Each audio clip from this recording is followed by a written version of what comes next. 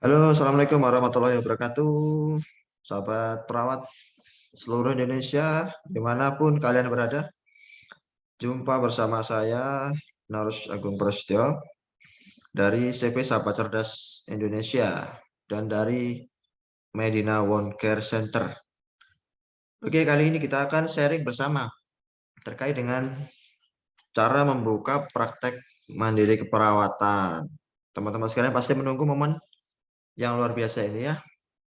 Oke, mari kita simak bersama-sama bagaimana cara membuka praktek mandiri keperawatan, kemudian bagaimana terkait dengan aspek legal serta hukum dalam praktek mandiri keperawatan.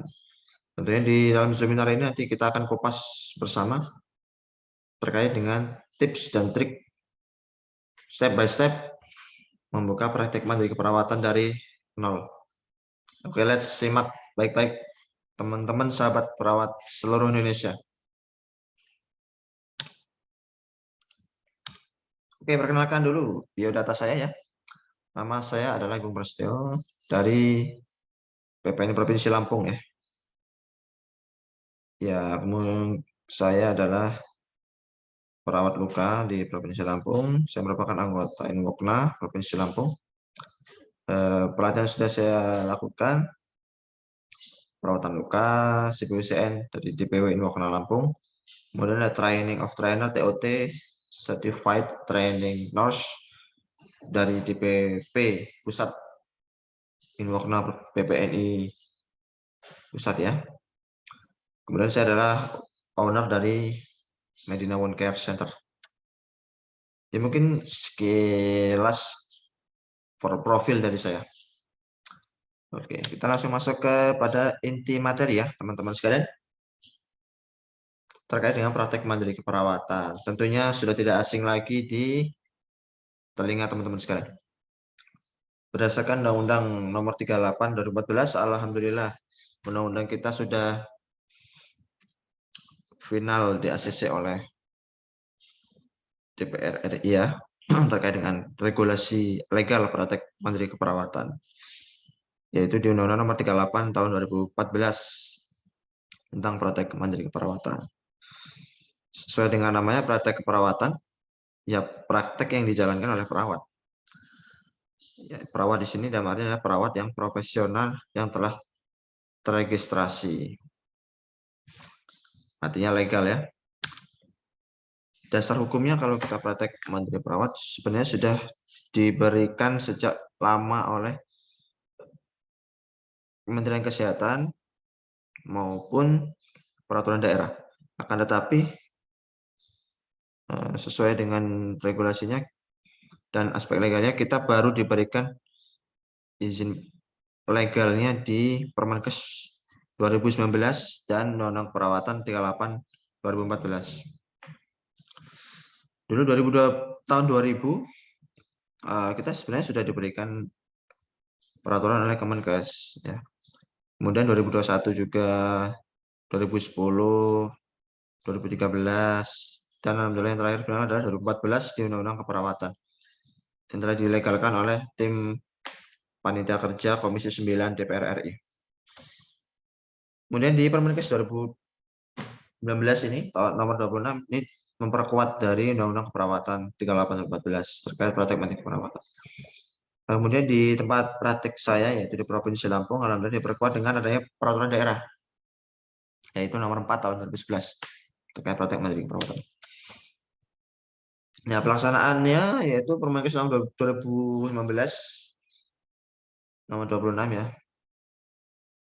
tentang peraturan pelaksanaan Undang-Undang 38/14. Jadi Permenkes 19 ini merupakan peraturan tambahan terkait dengan pelaksanaan Undang-Undang Nomor 38 tahun 2014. Jadi menurut Permenkes ini, teman-teman sekalian yang praktek adalah teman-teman profesi. Jadi teman-teman vokasi yang dari dididik perawatan yang sudah menjalankan praktek, memiliki SIP, praktek mandiri, masih bisa. Namun hanya 7 tahun ke depan sejak Permenkes 19 diundangkan. Artinya kalau SPP teman-teman sekalian habis, teman-teman nggak bisa memperpanjang. kecuali teman-teman melanjutkan pendidikan ke jenjang profesi. Nah, ini persyaratan praktek mandiri keperawatannya ya teman-teman, merujuk pasal 9 ya dari Permenkes tadi. Tentunya kita memiliki jasa ya, STR, surat keterangan sehat, surat memiliki praktek, pos foto, rekomendasi dinas kesehatan, dan rekomendasi PPNI. Nah, syarat bangunannya tentunya ada ruangan pelayanan, ruangan tunggu, periksa, penyimpanan alat, toilet, serta sistem air bersih, listrikan, ventilasi, dan sarana-sarana yang lain. Ya, kalau kelengkapan praktek sebenarnya sudah ada di peraturan di Permenkes ya, sama ada juga di Undang-Undang Keperawatan. Bisa dibaca di lampiran akhir di Permenkesnya. Nah, ini alur pengurusan izin praktek. Sebenarnya sangat simpel algoritma yang saya buat ini. Secerita terkait pengalaman saya membuka praktek, mungkin lebih mudah dipahami sama teman-teman ya. Jadi dulu ketika saya membuka praktek mandiri keperawatan, saya meminta rekomendasi dulu sama komisariat rumah sakit saya ya. Kemudian saya kan bekerja di Rumah Sakit Jiwa Provinsi Lampung. Jadi saya meminta ke DPK rumah sakit saya untuk memberikan rekomendasi terkait SIP praktek mandiri. Kemudian DPK saya memberikan rekomendasi itu ke DPD PPNI kota, kota tempat saya mau praktek ya. Kemudian setelah DPD memberikan rekomendasi, maka puskes tempat saya atau wilayah kerja praktek saya meminta izin juga terkait rekomendasi itu. Kita ke puskes dulu, ketemu kepala puskesnya, kemudian kepala puskes nanti minta rekomendasi PPNI yang mana gitu. Kita kasih surat rekomendasinya, puskes setuju, puskes memberikan rekomendasi ke dinas kesehatan. Kemudian kita berangkat ke dinas kesehatan ya, membawa berkas-berkas seperti STR, ijazah, persyaratan tempat praktek, proposal, BPJS aktif ya, serta pendukung perawatan praktek yang lain seperti luka, saya ya perawatan luka, kemudian kita PEPISPA, implementasi hipnoterapi dan lain-lain. Nah, kalau kita sudah membawa berkas ini ke dinas kesehatan, maka dinas kesehatan nanti akan visit atau terjun ke praktek kita. Jadi kita disurvei itu sama dinas kesehatan.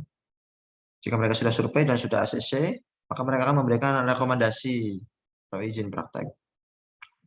Kemudian rekomendasi dinas kesehatan itu kita berikan ke dinas perizinan untuk kita urus SIP.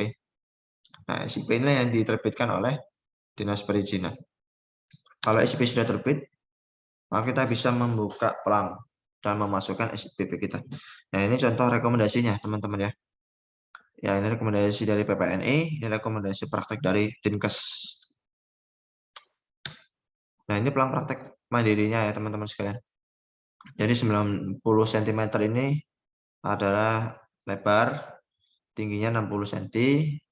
Dalam pelang ini ada logo PPNI, ada nama prakteknya, nama kita, SIP, STR, jam praktek, kemudian alamat serta nomor HP. Ini sesuai Permenkes 19 ya. Nah, kewenangannya sesuai dengan Permenkes 19, kita memberikan asuhan keperawatan ya.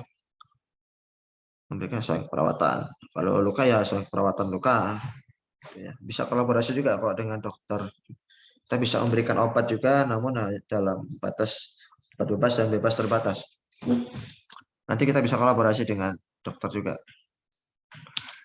Nah, hak perawat ya sama halnya dengan profesi yang lain, kita mendapatkan perlindungan hukum, memperoleh informasi yang benar ya dari pasien maupun keluarga, memperoleh perlindungan keselamatan kerja juga.